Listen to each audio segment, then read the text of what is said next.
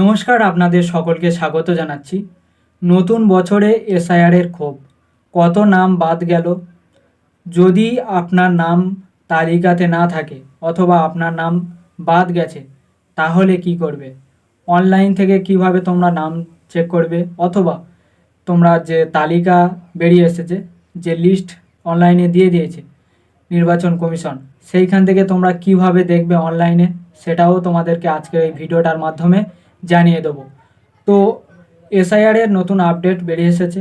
আজকের এই ভিডিওটার মাধ্যমে যে আপডেট এসেছে সেটা তোমাদেরকে দেখাবো, প্লাস তোমাদের যদি নাম না থাকে কি করবে সেটাও তোমাদেরকে একদম বলবো।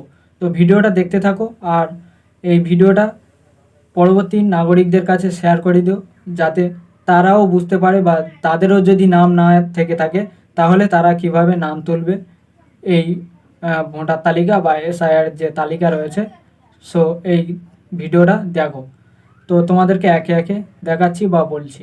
নতুন বছরে এসআইআরের নতুন আপডেট যেটা বলা হচ্ছে এখানে, তালিকায় নাম তুলতে আবেদন 9,13,000 মৃত ভোটারের জন্য। ঠিক আছে, এখানে কিন্তু শাসক দলের কথা বলা হয়েছে। তারপরে এখানে আপত্তি জানানোর শেষ দিন সোমবার। গত 16ই ডিসেম্বর খসড়া তালিকায় প্রকাশ হয়। 17 ডিসেম্বর থেকে কমিশন বিভিন্ন অভিযোগ এবং আবেদনের সুযোগ দিয়েছে। কেউ নাম তোলার জন্য আবেদন করছে, আবার কেউ ফর্ম 7 পূরণ করে নাম বাদ দেওয়ার কথা বলছে। তারপরে ভোটার তালিকায় বিশেষ নিবিড় সংশোধনের এসআইআর ঘোষণার সময় নির্বাচন কমিশন জানিয়েছে যে খসড়া তালিকায় প্রকাশের পর ভোটারেরা আবেদন এবং আপত্তি জানাতে পারবেন। শুধু ভোটার নয়, রাজনৈতিক দলগুলিরও সেই সুযোগ থাকবে। সেই মতো পশ্চিমবঙ্গের আবেদন এবং আপত্তি জানানোর শেষ তারিখ 19শে ডিসেম্বর, তোমরা তো জানো, অর্থাৎ সোমবার। তো এখানে কিন্তু 19শে ডিসেম্বর কিন্তু মানে আবেদনের শেষ তারিখ, মানে আবেদন বলতে, এবং তারপরে কিন্তু আপত্তি, যেটা হয়তো তোমাদের মানে তালিকাতে নাম ওঠেনি, বা অনেকের হয়তো দেখা যাচ্ছে তোমরা এসআইআরের ফর্ম ফিল আপ করে জমা দিয়েছো, তাদেরকে কি করা হয়েছে না, তাদের হয়তো রিজেক্ট হয়ে গেছে, বাতিল হয়ে গেছে, সেগুলো কিন্তু এবারে তোমাদেরকে নির্বাচন কমিশন একটা টাইম দিয়ে দিয়েছিল। সেই টাইমের মধ্যে কিন্তু তোমাদের বলা হয়েছিল যে তোমরা এখানে আবেদন আবারও জানাতে পারবে 19শে ডিসেম্বর, অর্থাৎ এখানে সোমবার বলা হচ্ছে। চূড়ান্ত তালিকায় প্রকাশের আগে পর্যন্ত আর কেউ নতুনভাবে আবেদন বা অভিযোগ জানাতে পারবে না। মানে চূড়ান্ত তালিকা, যেটা একদম তালিকা হয়ে আসবে, ঠিক আছে, মানে মানে তোমার ওই নির্বাচন কমিশন যখন একটা চূড়ান্ত একটা মানে প্রকৃত যে তালিকা সেটা প্রকাশ করবে, তার আগে পর্যন্ত কেউ নতুনভাবে আবেদন বা অভিযোগ জানাতে পারবেন না এখানে সেটা কিন্তু বলছে। তারপরে এখানে বলা হয়েছে যে গত 16 ডিসেম্বর খসড়া তালিকায় প্রকাশ হয়। 17 ডিসেম্বর থেকে কমিশন বিভিন্ন অভিযোগ এবং আবেদন জমা নিচ্ছে। কেউ নাম তোলার জন্য আবেদন করছে, আবার কেউ ফর্ম 7 পূরণ করে বাদ দেওয়ার কথা বলেছে। দলীয়ভাবে বুথ লেভেল এজেন্ট বিএলএ যাদেরকে বলা হচ্ছে, মাধ্যমে রাজনৈতিক দলগুলিও একই আবেদন জানিয়েছে। সেই অভিযোগ আবেদন নেওয়ার শেষ তারিখ আগে ছিল 15 জানুয়ারি। ঠিক আছে, তো তোমরা তো জানো যে একটা শেষ অভিযোগ নিয়েছিল 15 জানুয়ারি, তবে কমিশন তারও 4 দিন বাড়িয়ে দেয়। মানে 15 জানুয়ারি তো শেষ তারিখ দিয়ে দিয়েছিল, তারপরেও কিন্তু 4 দিন টাইম দিয়ে দিয়েছিল। অভিযোগ আবেদন নেওয়ার সময় শেষ হলেও শুনানি পর্ব চলবে আগামী 7ই ফেব্রুয়ারি। ঠিক আছে, এটা কিন্তু বলা হচ্ছে এখানে 7ই ফেব্রুয়ারি পর্যন্ত কিন্তু শুনানি পর্ব চলবে। মানে কত বাদ গেল, কত আছে, বা অনেকের হয়তো যাদের নাম ভুল আছে তারাও আবার ঠিক করতে পারবে অনলাইন সিস্টেমে। এগুলো কিন্তু বলা হচ্ছে 7ই ফেব্রুয়ারি পর্যন্ত একদম মানে কমপ্লিট হয়ে যাবে। তো যেহেতু এখন জানুয়ারি চলছে, ঠিক আছে, 7ই ফেব্রুয়ারি পর্যন্ত, ফেব্রুয়ারি পর্যন্ত কিন্তু এখানে চলবে। কমিশনের আগে জানিয়েছে যে শুনানিতে যাদের ডাকা হচ্ছে, চাইলে তারা প্রয়োজনীয় নথি অনলাইনে জমা করতে পারবেন।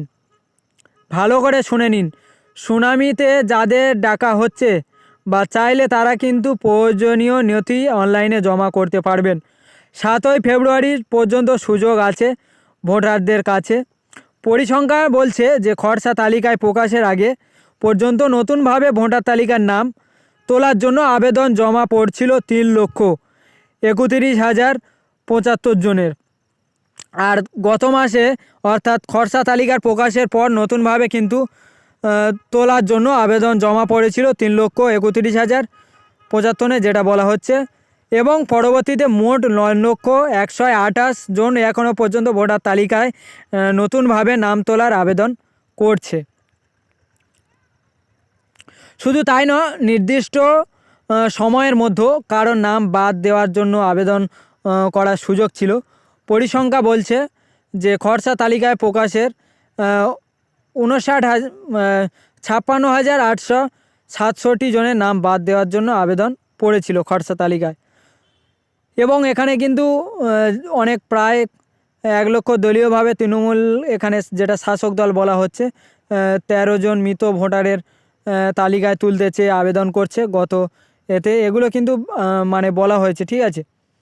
তো দেখুন, যে সমস্ত ভোটারদেরকে যারা নাম বাদ গেছে, তোমরা এসআইআরের সমস্ত কিছু মানছি, কোনো মানে ভুল হয়নি বা সমস্ত কিছু মানে দিয়েও তাও কিন্তু তোমাদের নাম এখনও পর্যন্ত আসেনি। তো কি করবে না, যদি না আসে নাম, তাহলে কিন্তু তোমরা অনলাইনের মাধ্যমে আবারও কাজ করতে পারবে। মানে তোমাদের যে সমস্ত নাম নথি, যে কোনো ডকুমেন্টসগুলো যেগুলো মানে লেগেছিলো, সেগুলো দিয়ে কিন্তু আবারও তোমরা আবেদন করতে পারো।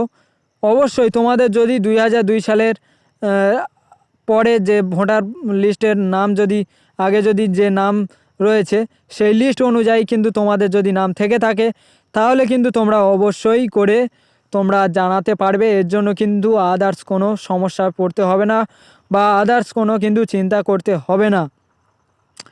যদি কোনো রাজনৈতিক নেতা অথবা যদি কোনো ব্যক্তি এই রকম মানে শিকার হয়ে থাকেন, যে দেখুন হয়তো আপনাকে বলা হচ্ছে যে এত টাকা দিন বা 7 টাকা দিন, আপনার নাম উঠে আসবে বা আপনার নামটা তুলে দেওয়া হবে, এমনটা কিন্তু কখনোই আপনারা করবেন না। কোনো পয়সা কড়ি লাগবে না, এর জন্য কিন্তু সম্পূর্ণ ফ্রিতে নির্বাচন কমিশন এখানে কিন্তু বলে দিয়েছে যে তোমরা এখান থেকে নাম তুলতে পারবে, অথবা তোমরা এখান থেকে কিন্তু নাম রেজিস্ট্রেশন করে নিতে পারবে।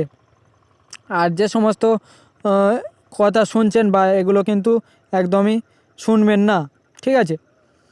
তো নতুন বছরে কিন্তু এই সমস্ত কথা বলা হয়েছে, ঠিক আছে।